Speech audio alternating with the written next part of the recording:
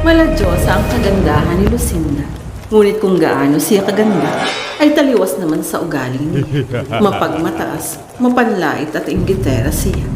Kapag may nakikita siyang mas magandang kaysa kanya, ginagawa niya ang lahat para masira ang kagandahang iyon, nang sa ganon ay siya lamang ang masabihang maganda. Para sa kanya ay siya lang ang maganda sa balat ng lupa at wala ng iba.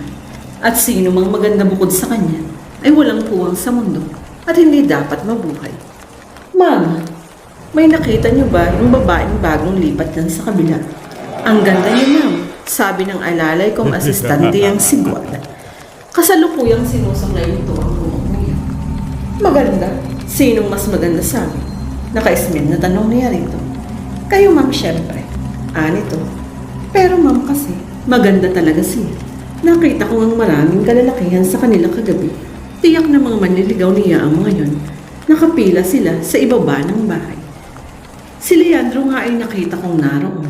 Anitong ang tinutukoy ay ang isang dating nanligaw sa kanya na ipinahiya niya. Sinabihan niya ito na kahit ano ang gawin nito, pumuti man ang ubak, ay hindi niya sasagutin ito. Ang lakas ng loob na ligawan siya. Ang pangit-pangit naman ito. Bukod sa maitim, ay pandak pa ito. Ang puti-puti niya, ma'am. Ang kinis-kinis ng kutis. Wala. Walang maganda rito sa bayan ito, kundi ako lang. Naiintindihan mo ba? Aniya, saka sinulyapan ito ng mata niya. Natahimik ito. Marahil ay natakot na magalit siya. Alam kasi nitong ayaw na ayaw niyang may nagsasabi ay mas maganda kaysa sa kanya. Gayun pa man, ay gusto na niyang makita ang babaeng sinasabi nitong maganda. Maganda ka. Aalis tayo. Gusto kong makita ang sinasabi mo. Isang maputing babae, mahaba ang buhok at napakakinis ng kutis, ang nakita ni Lucinda na nakaupo sa upo ang yari sa kawani. Base sa nakalap nilang impormasyon, ay bagong salta ang mag-ina sa baring Masinda. Ayon sa mga pinapagtanungan nila, ay Elisa ang pangalan ng babae. Tunay ngang maganda ang babae. Subalit hindi siya makapapayag na may mas maganda kaysa sa kanya. Nasa paligid nito ang kalalakihang kababanaagan ng labis na paghanga rito at labis na pag-asam na matapunan man lamang ng sulyap ng babae. Lalo siyang nagngit dito. Pakiramdam niya ay ang pangit-pangit na niya. Isang araw kumalat ang balitang nasunog daw ang mukha ni Elisa. Animo na bubulok at malapit nang humiwalay mula sa buto ang mukha nito. Malakas ang bulong-bulungan na kinulam ito. Ngunit lingid sa kaalaman ng lahat ay siya ang may kagagawa ng pagkasira ng mukha nito. Sinabuyan niya ito ng asido sa mukha, tulad ng dati na niyang ginawa sa mga biktima niya. Pinlano niya ng mabuti ang lahat bago niya isinagawa iyon. Itinago niya ang kanyang mukha sa pamamagitan ng paggamit ng turban at dark glasses. Makapal ang make-up niya at gumamit siya ng wig. Magkaroon man ng investigasyon ay malabong matukoy siya. Isinasagawa niya ang pagsaboy sa mataong lugar katulad sa palengke. Karamihan sa mga biktima niya, kung hindi nagpatiwakal sa labis na depresyon, ay nasiraan ng bait. Humahalakhak siya habang paakyat sa kanyang kwarto pagkatapos niyang maghapon. Nasa kalagitnaan na siya ng hagdan nang makarinig siya ng pagtangis. Nakita niya ang isang babae na nanggaling sa kwarto niya. Guada! Lumingon ang babae. Nanlaki ang mga mata niya sa nakita. Hindi ito si Guada, kundi isang babaeng sunog ang mukha. Halos nasaw na ang laman ito. Nakalaylay ang ilang perasong laman sa bahagi ng mukha nitong nasunog habang tumutulo ang naghalong berde at puting nana mula roon. Napapailing na umatras siya. Lalo siyang nasindak. Nang animo galit na humakbang ito palapit sa kanya. Huwag kang lumapit sa Aniya. Ang galit na nabanaag niya sa mukha nito ay napalitan ng pagtangis. Hanggang sa naging hiyaw iyon na animo'y nakaramdam ng matinding hapdi at sakit. Tama na, Aniyang tinakpan ng magkabilang tenga dahil halos mabili na siya sa lakas ng hiyaw nito. Ma'am, ano pong nangyayari sa inyo? Ang sunog na mukha ay unti-unting naging mukha ni Guada. Guada, paano? Hindi totoo ito. Umiiling na anas niya. Hindi makapaniwala. Paano naging si Guada ang babae? Ma'am, bakit po? May nakita akong babae. Wala, sige na. Aniya at tumulikod na. Dumiretso siya sa kanyang kwarto at nahiga sa kanan. Nasa isip pa rin niya ang nakita kanina. Nang pagdiling niya sa kanan niya, ay nasindak siya sa tumambad sa kanya.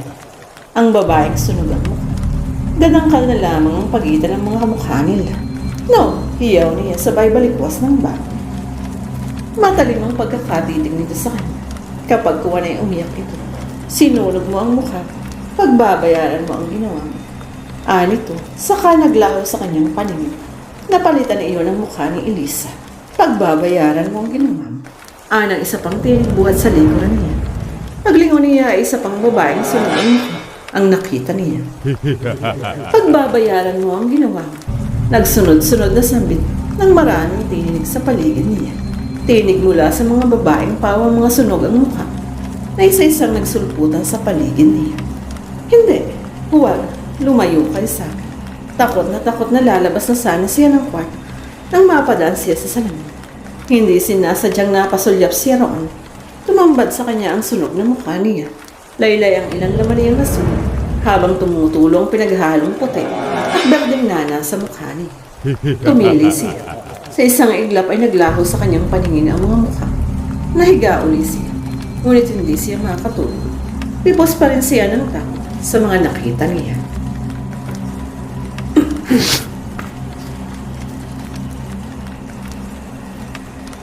Isang linggo ang nakalipas mula nang magpakamatay ang kaisaan ng anak ni Magdalena na si Elisa. Hindi na kaya nito ang pinsalang nangyari sa mukha nito. Labis na dinamdam nito ang nangyari dito hanggang sumatagpuan na lamang niya ito sa silid nitong nakabulag. Laslas ang pulso. Mula nang masunog ang mukha nito ay hindi na ito lumabas ng silid nito. Naririnig niya ang paghigbi nito sa gabi. Kapag nagbabanyo ito ay nakatalakbong ang mukha nito. Naaniway takot na takot na may makakita sa mukha nito. Nagsimula ang lahat ng iyon nang umuwi ito galing ng palengke. May benda ang mukha nito at may nakaalala rito. Dinala na umano sa ospital at nilapatan ng lumas. Sinabuyan umano ito ng asido sa mukha. Anak, sabihin mo sa akin kung sino ang gumawa nito sa'yo. Tulungan mo kaming matukoy ang taong iyon para maipakulong natin siya. Himok niya ito na hindi ko alam. Maraming tao sa tabi ko na. Hindi ko alam kung sino sa kanilang nagsabi sa akin. Ang natatandaan ko lang, namimili ako noon ng gulay. Nang pagkaabot ko sa sukli ko, ay may nagsaboy ng kung anong likid sa mukha ko. Nagkagulo ang mga tao, ngunit walang makapagturo kung sino ang gumawa nito.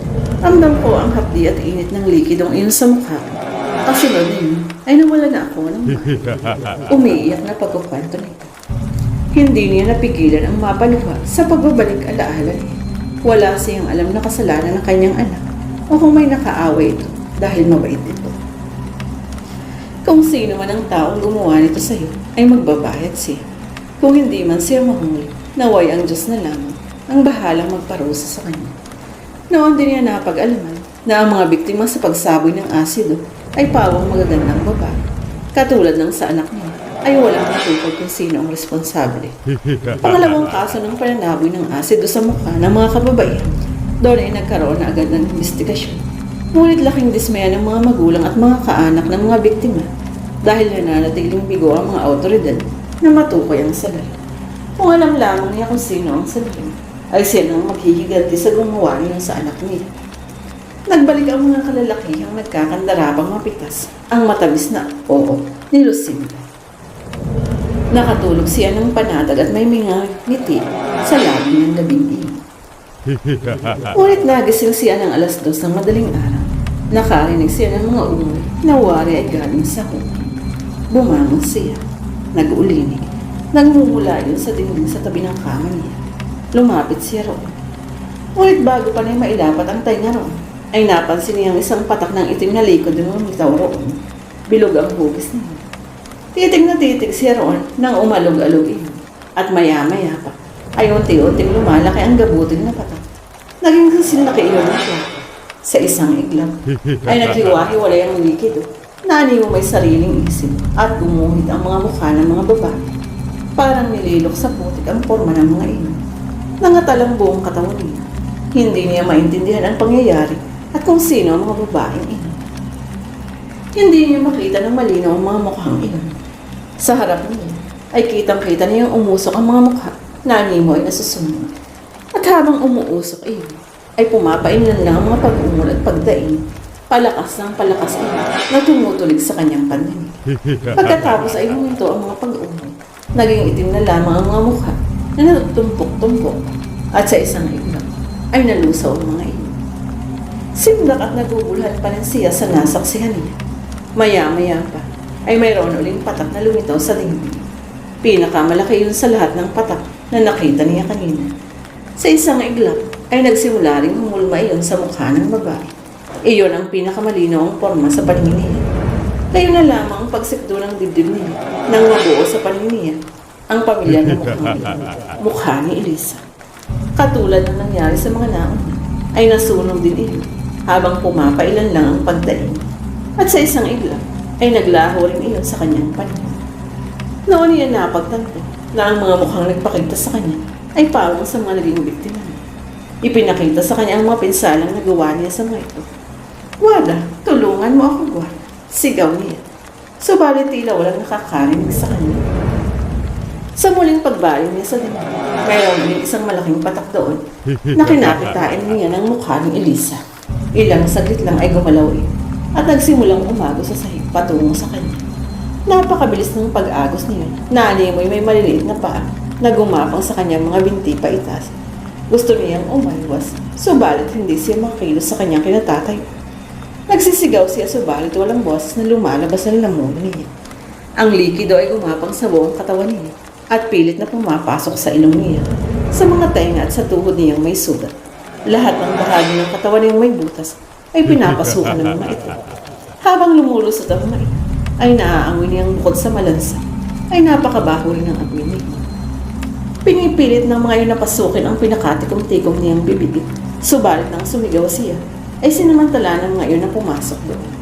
Ramdam na ramdam pa niya ang pagkalan ng mga yun sa loob ng katawan niya.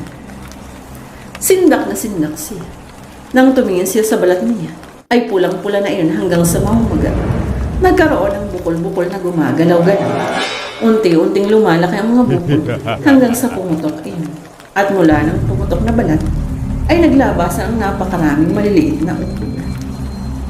Kinabukasan ay natagpuan si Lucinda na nakabulagta sa loob ng kwarto nito. Kalunos-lunos ang itsura nito. Butas-butas ang buong katawan. Walang makapagsabi kung sino ang may gawa nito.